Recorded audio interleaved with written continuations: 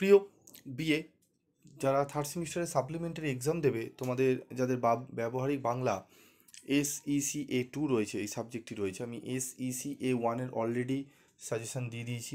আশা করি তোমরা দেখেছো এবং উত্তর নিয়েও আলোচনা করেছি, এবং সেই উত্তরের বেশ কিছু PDF নোটসও আমি তোমাদের গ্রুপে প্রোভাইড করব। যারা নিতে চাও তারা কমেন্ট বক্সে তোমরা কমেন্টস করে জানাতে পারো। তো তোমাদের SEC-A2 পেপার থেকে আমি আজকে গুরুত্বপূর্ণ ছোট প্রশ্নগুলো নিয়ে আলোচনা করব, যেগুলো খুবই ভাইটাল জায়গা। এই ছোট প্রশ্নগুলো ভালো করে করলে তোমরা তোমরা কিন্তু ভালো নাম্বার তুলতে পারবে। তো ব্যবহারিক বাংলা SEC-A2 থেকে চলো গুরুত্বপূর্ণ ছোট প্রশ্নগুলো আমরা দেখে নিই। প্রথমে দেখো রয়েছে দলবৃত্ত ছন্দের অপর দুটি নামকরণ কী কী? স্বরবৃত্ত ছন্দ এবং শাসাখাত প্রধান ছন্দ। বাড়ি থেকে পালিয়ে সিনেমার সঙ্গীত পরিচালককে সলিল চৌধুরী।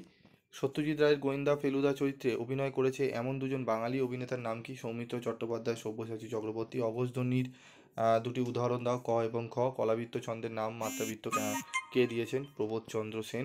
ক্যালকাটা ফিল্ম সোসাইটি প্রতিষ্ঠাতা কবে হয়? 1947 সালে। ভারতীয় ছবিতে গানের শুরু কোন সিনেমায়? আলম আরা। কোন ছন্দের শোষণ শক্তি অসাধারণ? অক্ষরবৃত্ত বা মিশ্র কলাবৃত্ত ছন্দের। ক্ষুদিত পাষাণে অভিনয় করেছেন এমন দুজনের নাম লেখো।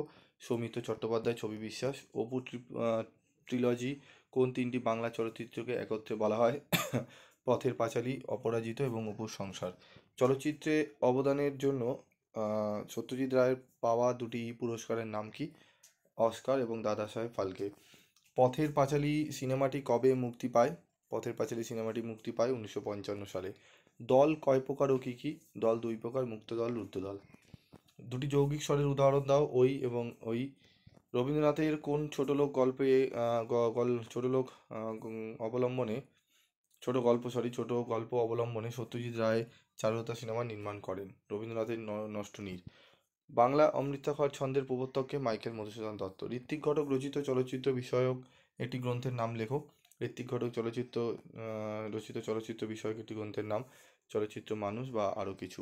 বঙ্কিমচন্দ্রের উপন্যাস অবলম্বনে নির্মিত দুটি সিনেমার নাম লেখো। উত্তরগুলো দেখে নাও তোমরা। কৃষ্ণকান্তের উইল, কপালকুণ্ডলা।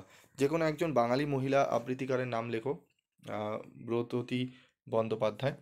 বাড়ি থেকে পালিয়ে সিনেমাটি কবে মুক্তি পায়? 1959 সালে। তো এই যে প্রশ্নগুলো দেখছো, এই প্রশ্নগুলো অত্যন্ত গুরুত্বপূর্ণ। এই প্রশ্ন তোমরা এগুলো দেখে নিও ভালো করে। আশা করি অনেকটা উপকৃত হবে।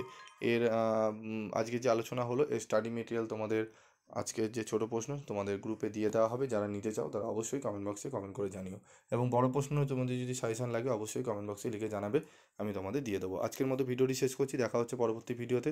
সকলে ভালো থাকবে, সুস্থ থাকবে।